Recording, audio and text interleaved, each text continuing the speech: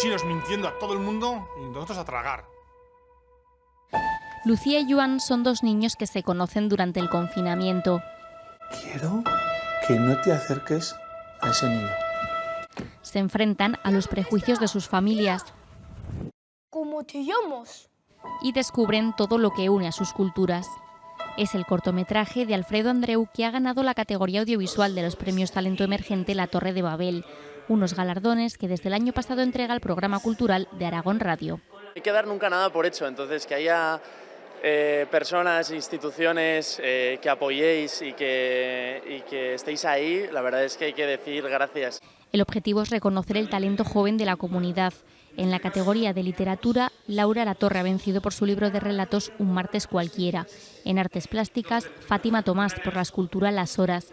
Y en el ámbito musical, Arey por su mini álbum Un primer entrante.